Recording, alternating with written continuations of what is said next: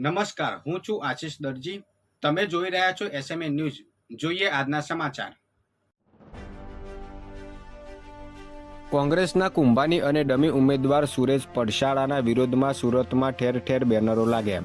સુરતમાં નિલેશ કુંભાની અને ડમી ઉમેદવાર તરીકે સુરેશ પડશાળા દ્વારા ઉમેદવારી ફોર્મ રદ થવા માટેનું કાવતરું રચાયું હોવાના આક્ષેપો થઈ રહ્યા છે, જેને લઈ શહેરભરમાં વ્યાપક રોષ જોવા મળી રહ્યો છે.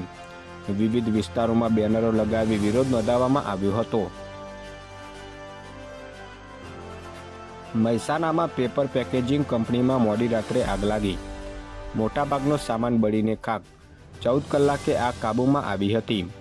મહેસાણા નજીક આવેલા મીઠાપાલજ રોડ પર મોડી રાત્રે પેપર બોક્સ બનાવતી કંપનીમાં અગમ્ય કારણોસર આગ લાગી હતી, જેથી મોટાભાગનો સામાન બળીને ખાક થઈ ગયો હતો.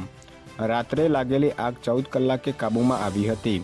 કુલ 3 ફાયર ફાઇટરો આખી રાત આગ બુઝાવવા કામે લાગ્યા હતા. પાવાગઢ ડુંગર ઉતરી રહેલો આઈસર ટેમ્પો 100 ફૂટ ઊંડી ખીણમાં પડ્યો. સ્થાનિકોએ ડ્રાઈવરનું રેસ્ક્યુ કરી સારવાર અર્થે ખસેડ્યો. પાવાગઢના માંચીથી તળેટીમાં નીચે ઉતરી રહેલો એક આઈસર ટેમ્પો બુઢિયા ટ્રેનિંગથી ખીણમાં ખાબકતા ડ્રાઈવર ગંભીર રીતે ઇજાગ્રસ્ત થયો હતો, જેને સારવાર માટે હાલોલ ખાનગી હોસ્પિટલમાં લઈ જવામાં આવ્યો હતો. પાવાગઢ ડુંગર ઉપર ચાલી રહેલા વિકાસના કામ માટે લોખંડના સળિયા ખાલી કરવા ગયેલો ટેમ્પો પરત નીચે તળેટીમાં ઉતરી રહ્યો હતો તેવું સ્થાનિક લોકો પાસેથી જાણવા મળ્યું હતું. પરંતુ તપાસ કરતા આ ટેમ્પો મહેસાણાથી શ્રી મહાકાળી મંદિરમાં ઘી ઉતારવા માટે આવ્યો હતો.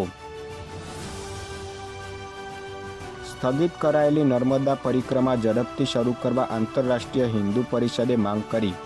રાજ્યભરમાં ઉગ્ર આંદોલનની ચીમકી ઉચ્ચારી. નર્મદા ડેમના રિવરબેડ પાવર હાઉસના 3 ટર્બાઇન ચાલુ થતાં ઉત્તર વાહિની નર્મદા પરિક્રમા 10 દિવસ માટે સ્થગિત કરવામાં આવી છે, જેને લઈને હિન્દુ સંગઠનોમાં રોષ જોવા મળી રહ્યો છે. આંતરરાષ્ટ્રીય હિન્દુ પરિષદે આજે કલેક્ટરને આવેદનપત્ર આપીને નર્મદા પરિક્રમા શરૂ કરવા માંગ કરી હતી અને નર્મદા પરિક્રમા શરૂ નહીં કરાય તો રાજ્યભરમાં ઉગ્ર આંદોલનની ચીમકી ઉચ્ચારી હતી. વધુ સમાચાર માટે જોતા રહો એસએમએ ન્યૂઝ.